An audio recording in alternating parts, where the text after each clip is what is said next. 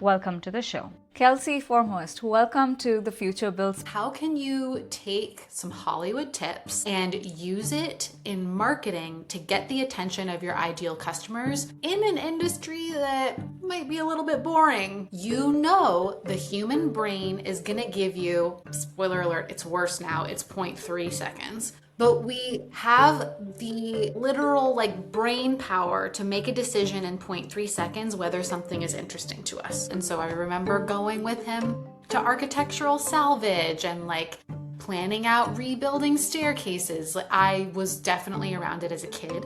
Cut to, I'm an actress and a screenwriter for 10 years. Sometimes I do feel that frustration of please, help me help you. Don't just bury your head in the sand and use this antiquated legacy tool because it's what you got 40 years. We do have a proprietary AI, which just means it's a fancy AI tool that we built and nobody else has it. And 2 hours of work. Yeah. It's 20 seconds and it's done. It's wild. 77% faster, Ooh, which 77. translates to 5 times faster. Kelsey, there's one question I always ask guests before they leave. Kelsey Foremost, welcome to the Future Builds podcast. Here we discuss industry insights, but also the people behind it. Welcome to the show. I'm so glad to have you. Thank you. I'm thrilled to be here. Likewise, I am more excited to have you, especially because you have a podcast background, and it almost feels like I'm a guest here today because, Not at all. I feel like listeners will appreciate, though. It's when people have done podcasts before, I know you guys are here to get information and to get some good insights. Don't worry. I'm not going to waste time with fluff. We're going to get right into it. Perfect. See, that's what I'm talking about. I'm so excited to have you here. So quickly, Kelsey, could you introduce yourself to us? Absolutely. I'm Kelsey Foremost. I'm currently the head of marketing at Togal.AI, which is an AI-assisted takeoff software. I have a background in SaaS and B2B marketing, but before that, I was a successful actress and screenwriter for 10 years. So I come to marketing with an entertainment background, and I coined a term called entertainment first marketing. And that's probably what we're gonna lean on today, is how can you take some Hollywood tips and use it in marketing to get the attention of your ideal customers in an industry that might be a little bit boring. B2B SaaS historically is not known for being entertaining. So we try to make it interesting for everybody. Love that, especially construction. It has such a, aura or such an image of itself that it's not supposed to be fun or interesting. So how are you tackling with the image that is construction or construction technology? How are you dealing with that pre-existence of that image, and how are you changing that? Totally. At the end of the day, everyone is still a human being, and marketing works best if you actually are a little bit of a neuroscience nerd. So what do I mean by that? I'm a neuroscience nerd in that I love to learn what people's brains naturally gravitate towards in order to make them A, pay attention, but B, and perhaps more importantly, remember what they saw. So when you think about construction, or you think about any industry that is a kind of cookie cutter image of what it's quote unquote supposed to be, right? If you try to emulate or copy that image, then people are going to scroll right by you. They are not going to pay attention, and they are certainly not going to remember you because you look like everybody else. But if you use that information to your advantage and you actually break out of that mold and you're like, hey, we're human beings too. You probably have the same problem that we had. The whole reason, can I cuss on this podcast? Okay, great. The whole ass reason that we made this freaking software is because we were tired as dealing with this problem and we solved it and now we're sharing it with you. If you come from that place of we're humans, we had the same problem as you, here's how we fixed it, do you want this in your life? People are going to remember you, they're going to pay attention to you, and they're even better, like best case scenario, they come back to you again and again and again because they know you're going to just be real with them. You're not this like very like polished company with no faces and everything is like blue logos. It's just use it to your advantage. Break out of the norm or the cookie cutterness. That is great. That is great information. When it comes to, like you said, pay attention, like you want audience to pay attention, but we have this problem with our attention spans nowadays. Like I think about like Reels and TikToks, like how long do I even stick to a video before I swipe it? Do you have any insights on like how you tackle that? Yeah, sure do. So I'm going to start with a scary statistic, but don't worry, we're going to tell you how to tackle it by the end. So listen up, y'all. Back in 2018, when I started really being full-time in the digital marketing space, I was working for a company that was very video heavy. It was a YouTube multi-channel network. And we learned at that time, we had about 5 seconds to capture and keep somebody's attention before they moved on. This is 2018. 2020, the pandemic happens. Now I'm working at an influencer marketing platform. So very much in the social media world. And we learn that that has gone down to 3 seconds. So it went from 5 to 3 in 2 years. Move forward 1 freaking year, maybe 2. We start to learn that that attention span has gone from 3 seconds to half a second. So you have half a second to get and keep someone's attention. That is how fast, remember how I said we were neuroscience nerds? This is where it comes in handy. You know the human brain is gonna give you, spoiler alert, it's worse now, it's 0.3 seconds. But we have the literal like brain power to make a decision in 0.3 seconds whether something is interesting to us. So remember how I said I was gonna tell you how to solve it? Here's how. You have 0.3 seconds. The brain recognizes text first. So if there is a word, a headline, or if you're lucky enough to have a recognizable logo, text first. It takes less, I think it's like 0.1 second to understand text. Next, human facial expression. So just like a baby, like out of the womb, learns to mirror its parents, right? Its facial expressions. We are neurologically wired to pay attention to someone's facial expression. So if you know those two things, you are creating a piece of content, like a clip of a podcast, for example. Why do you think videos with captions do better than ones without? Because the brain recognizes text first. Why do you think having multiple angles, zooming in, zooming out, having the words light up with colors, right? That's not accident. That's because that's how fast our brain processes information. So you can worry less about the clip as a whole, I hate to say it, and worry more about, is this being presented in such a way that the brain instantly knows the information I'm delivering, has a human face in it, if at all possible, and has text? Like those are things that like anybody can take and run with. Love that. I mean, I just think about it. There's a fine line between developing curiosity through this and also clickbaits, right? Like how many times have like the expressions ha and the who and, you know, it just kind of clickbaits you into it and, you know, you want to kind of watch the video, but you realize it doesn't have good information.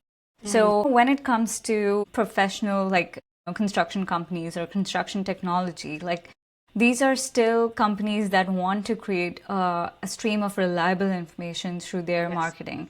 Like what's the line between making it clickbaity and making it good information? Great question. So I am not suggesting something should be clickbait and not have substance. What I am saying is make sure that you lead with the most valuable piece of information and that you present the information visually in such a way it's going to set you up for success. By no means should anybody stop caring about whether or not they're delivering value. Absolutely, you should always, that's reputation management, that's table stakes. In terms of marketing and making a, let's say, an ad or a clip of like you want somebody to engage in the long form version, then you do have to be smart about which piece of the conversation you put out first, right? Right. And I would think like it's almost counterintuitive because you would think that you need to draw attention and then, slowly bring them to the actual meat of that conversation. But it's now with the attention spans, it's almost kind of reverse of that. Like bring the information, the most important piece of information first,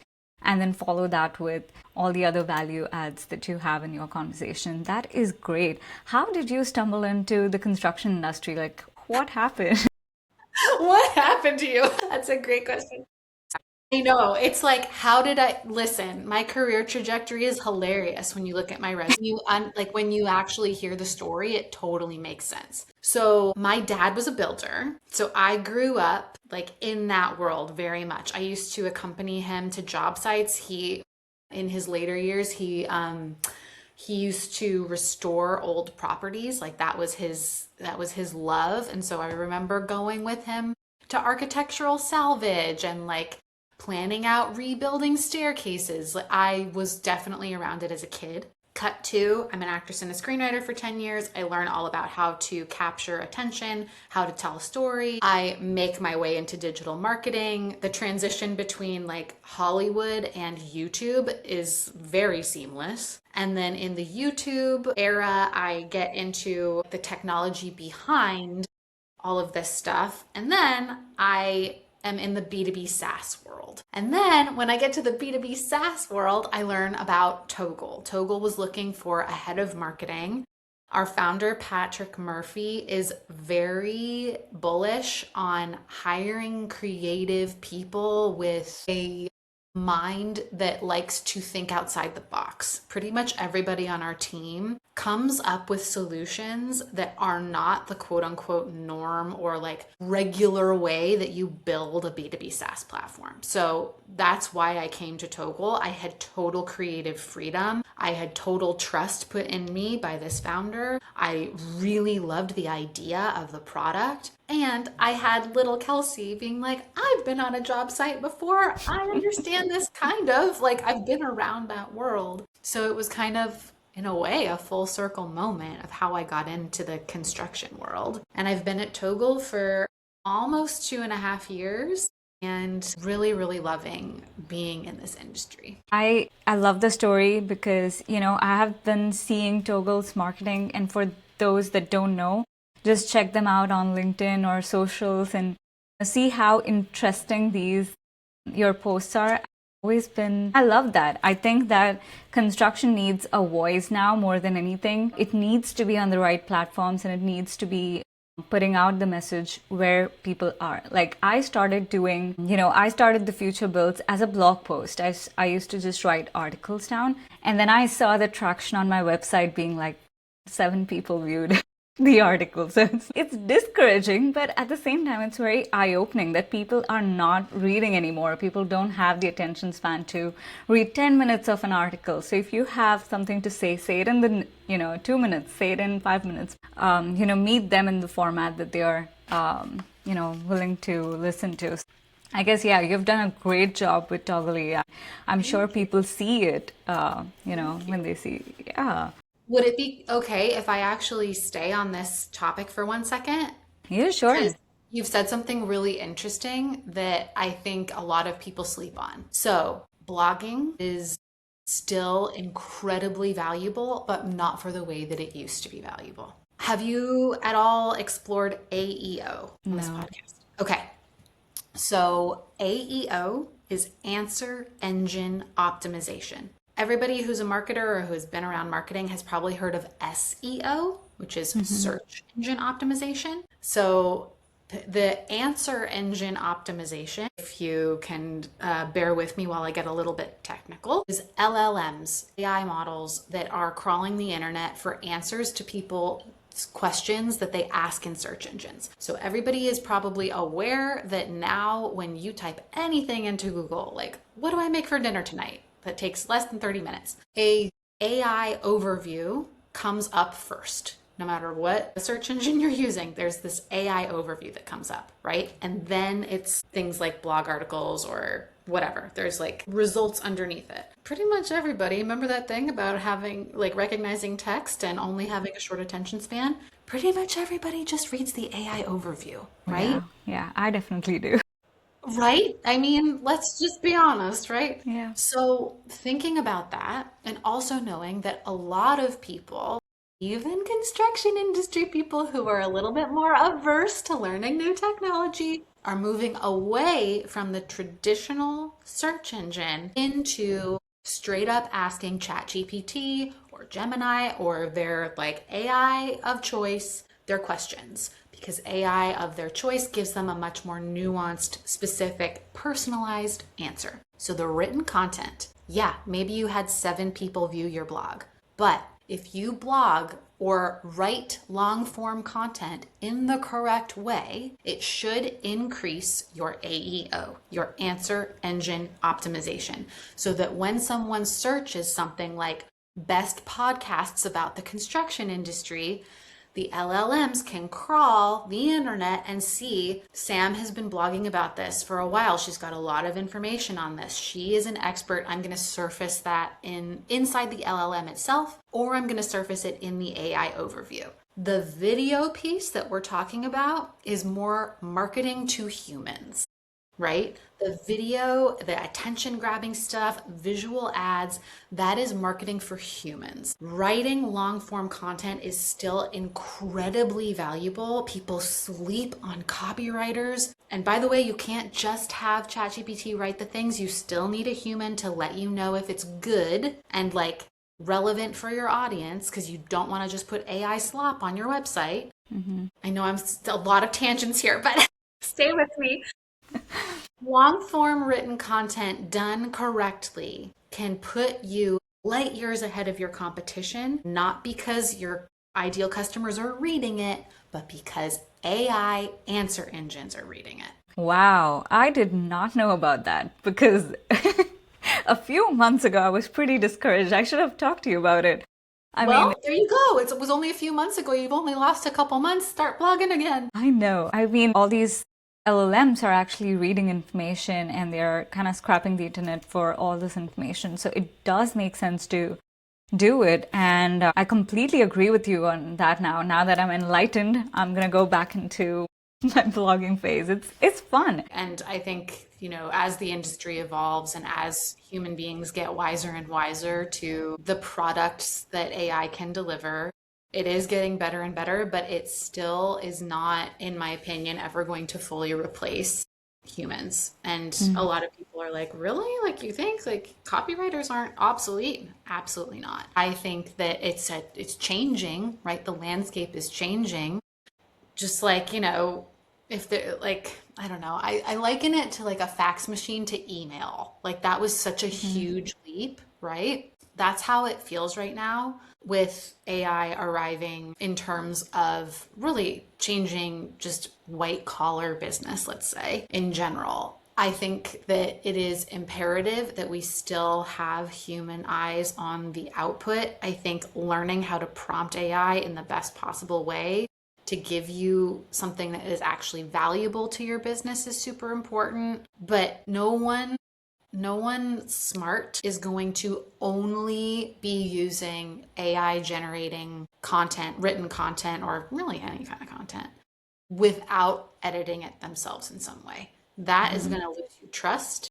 It could potentially really hurt you in the long run, because here's something that some people don't really realize: the double-edged sword. If you use a 100% AI written piece of content that is designed to increase AEO or SEO, it might take off and it might be really hard to pivot if it's wrong. Like if it's not targeting the audience you want to target exactly the way you want to, if it's not set up correctly, like it could really, really hurt you in the long run, having the wrong kind of content out there. That is true. Yeah.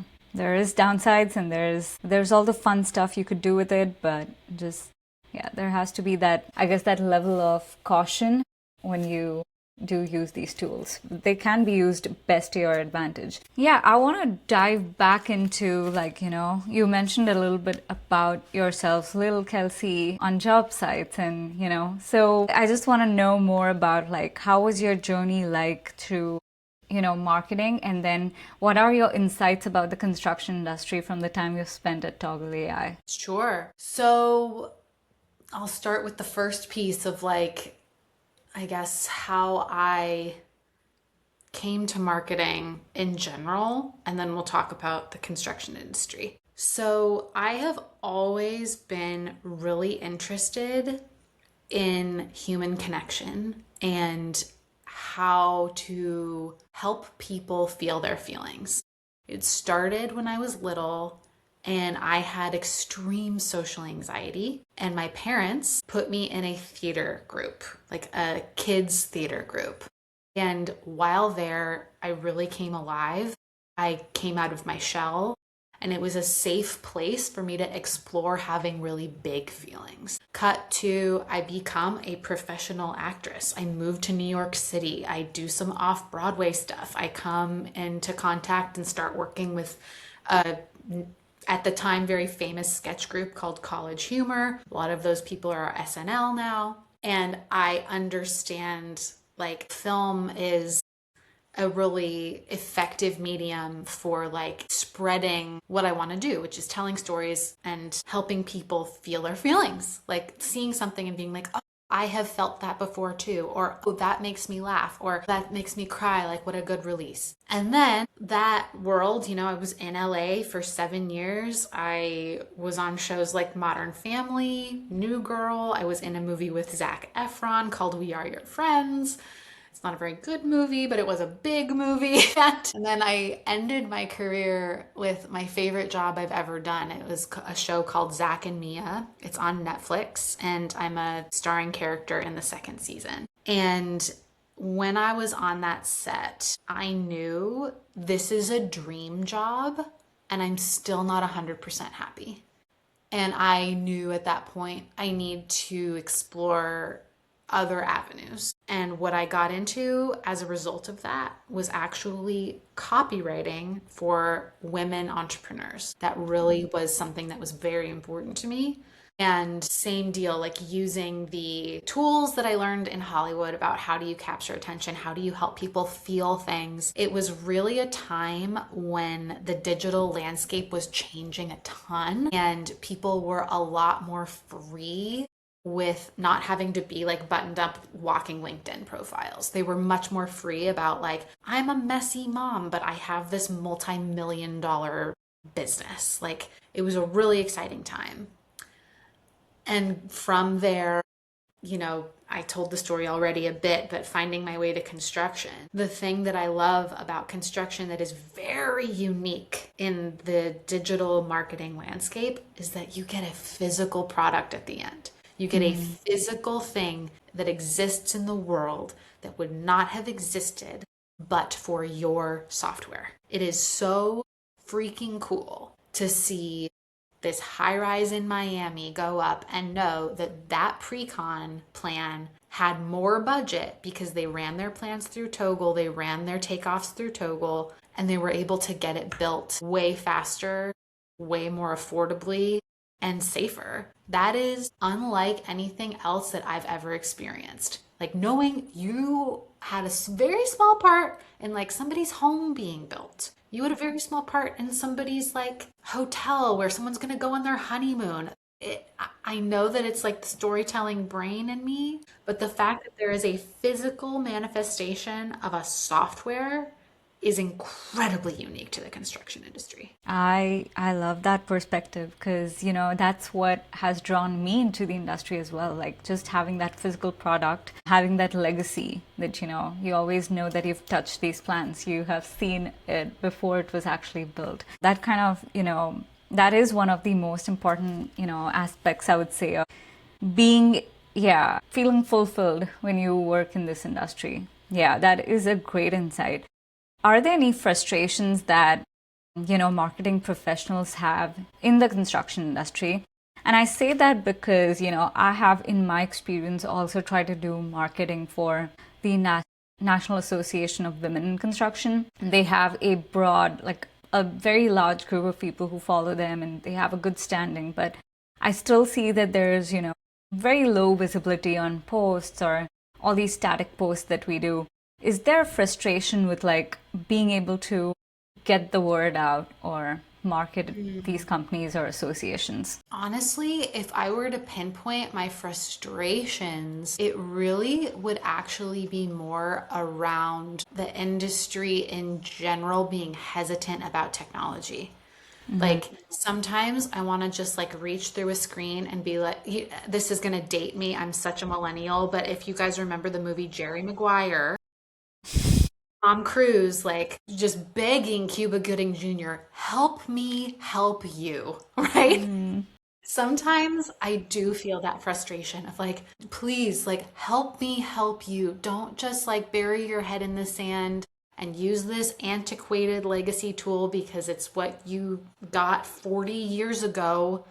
This on-prem software. I should rein myself in. I don't want to trash talk anybody, but like sometimes that's the frustration is me just wanting to go to a GC and be like, help me help you, bro. Like, help me help you. I completely understand that. I mean, in the construction industry, there's so much of like, we don't fix what's not broken kind of mentality. And what they don't realize with that is it might not be broken, but it's not even as efficient as you could be with your time. So, yeah, I understand that frustration.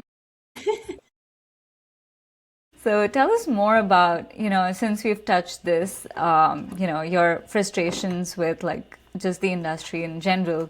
You are the marketing head at a company called Togal.AI. It has the word AI in it. I'm familiar with the product, but for anyone who doesn't know, could you tell me more about what Togal.AI does? And Absolutely. I also love telling the story of how we got that name. So it's Togal AI out in the world, right? But if you take the period away and it's one word, it's actually Togale, which is the Gaelic word for builder. And that comes because my founder, Patrick Murphy, you guessed it, is Irish and has a really amazing multi-generational history of being in the construction industry. His family, his grandfather moved down to Florida after serving in the military to paint houses, I believe, and grew what is now Coastal Construction, one of the biggest construction companies in the country, certainly in the Florida market. And so Togal was born out of Patrick sitting with his grandfather doing manual takeoffs, in the trailer on site with a ruler and a pencil, and growing up and being like, technology can solve this. I would have had so many more hours with my grandpa off of the job site had we had a tool like this. So Togale is how we became Togal A. Now to what Togal is.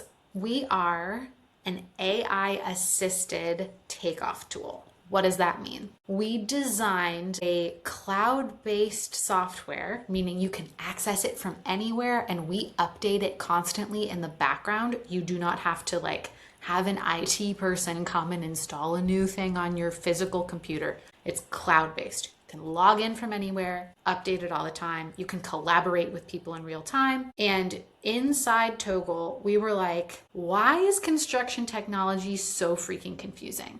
Why are there 7 million buttons and all of these overlays that are super messy? You can't see anything. And we designed something that only has, I think, 13 buttons total. I might be wrong on the exact number, but I know it's under 20. I know it's in the teens, and it's very clean. And even if you're not using the AI, the manual tools are incredibly easy to use and incredibly easy to learn. We wanted to remove that really tough to navigate element.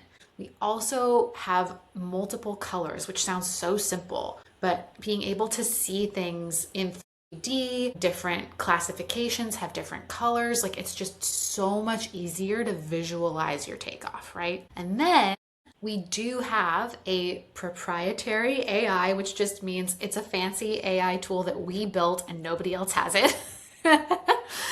And we trained the artificial intelligence using construction plans. So rather than, so some people ask, like, why can't we just type in what we want into ChatGPT and have it do what Togal does? Well, LLMs query the entire internet, and your data is not secure if you do that. However, in Togal, when you upload your plans, they are gated, it is protected, it is your data, no one else can see it, no one else can access it unless you give them explicit permission. And our AI is trained only on construction plans. So it is way smarter on construction plans than like a generalized AI tool. So if you choose to, the AI assistant can get your takeoff done like 80% of the way, and then the human can finish that 20%. And there was actually a really crazy, but so cool independent study, like peer reviewed by universities, and it found Togal was 5 times faster than, name the brand, but legacy takeoff tools. So, and this was for somebody who had never used Togal before. They got in there, they learned it, and they did the takeoff in, I think it was like 77% of the time, which is 5 times faster. But it's wild. So That is we can wild. put our Yeah. money where our mouth is. That is great because for those that don't understand the frustrations of takeoff, like I feel like it's still the most redundant aspect in pre-construction. I just have my personal frustration with it, so I'm just venting it out now, but it Yeah. just feels very redundant to me that the architect spends so many hours and months to build these plans that have the data in it, and then Precon goes in and spends another few weeks to just do like takeoffs, which is like literally manually clicking on points and clicking and drawing this whole plan all over again. So it's literally, it's the most redundant aspect of it. What Precon really needs to focus on is understand the design intent, understand and see if there are any constructability issues, find out if there are going to be any issues with pricing, procuring materials, and coming up with solutions for the client that can help them save money, try to do this within a budget and a schedule. But ultimately, we end up spending a lot of our time doing takeoffs, which literally, yeah. So I'll just say that much. So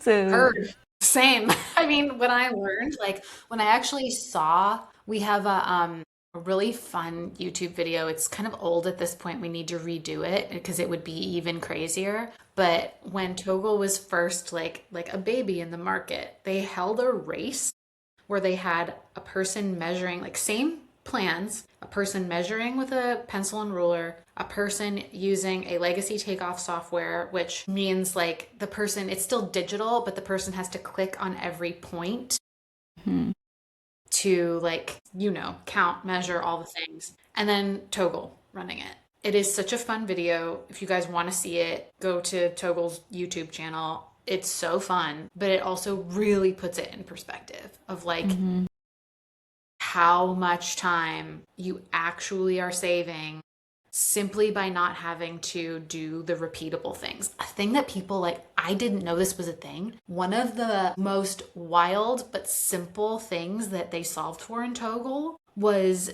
you don't have to name your plans anymore. You upload all of your documents, and during the upload process, Togal looks for the plan name, like page number, all the things, and it automatically names all of your digital sheets that is instead a of just great time like saver. plan page 1, 2, 3, 4, 4. It's like a hyphen, whatever it says in the little box. And then it organizes it into folders. You don't even have to do anything. It's crazy. It And is like a that great time alone, saver.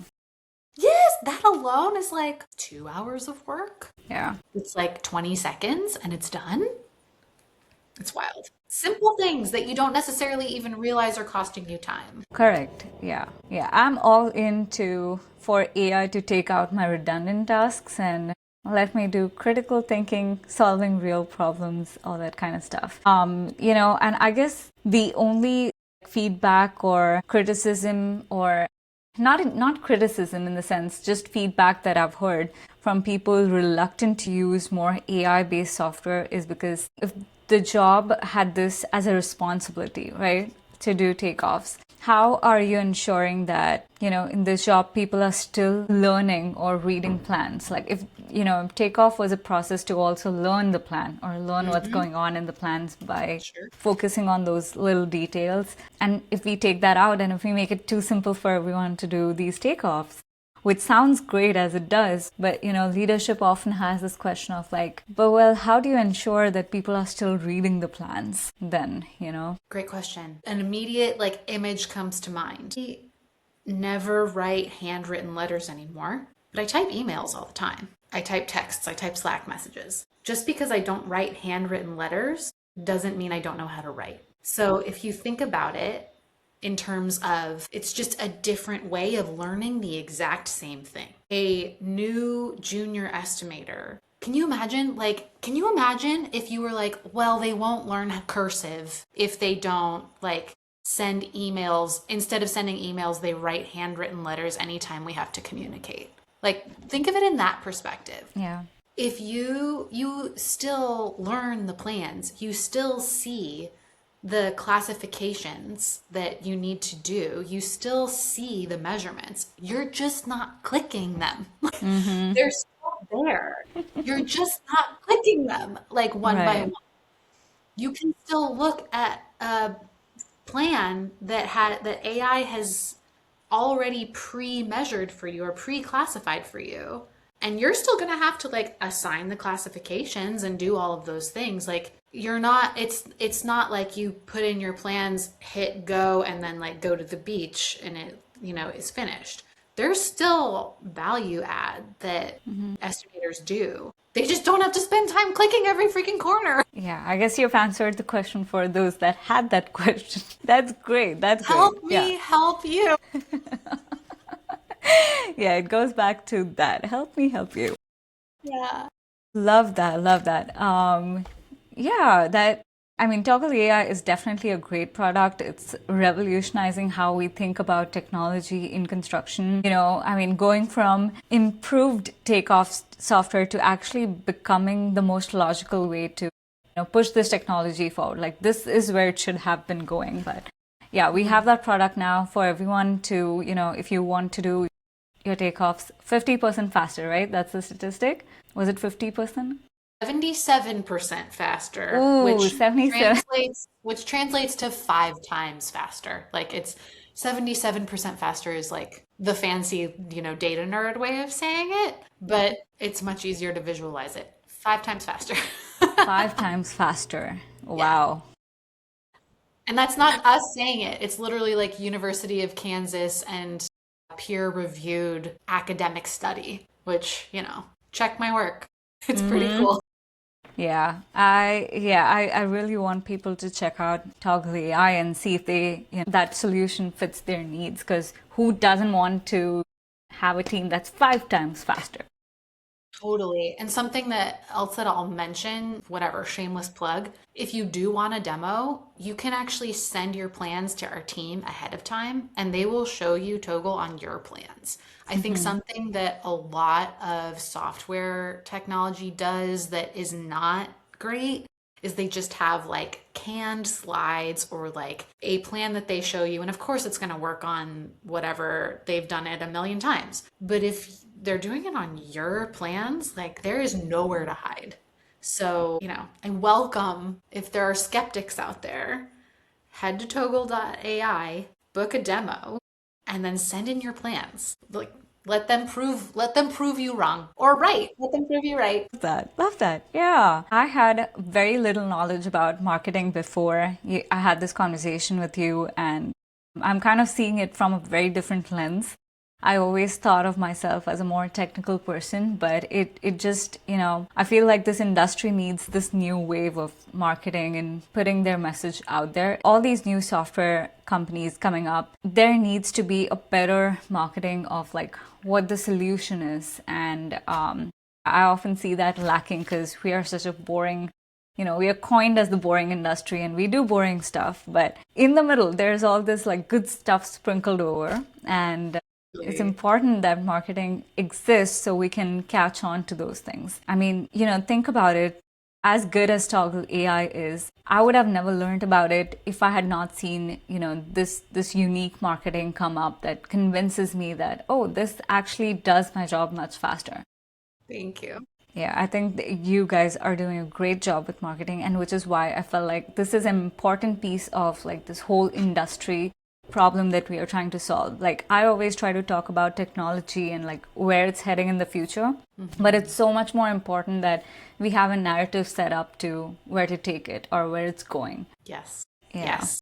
Love that. Absolutely. Love that. And Kelsey, there's one question I always ask guests before they leave, and Okay. this is take me back to your roots, your early childhood days or, early career days, and tell me what's that one thing that has stuck with you throughout and it still affects the way you lead and live personally and professionally.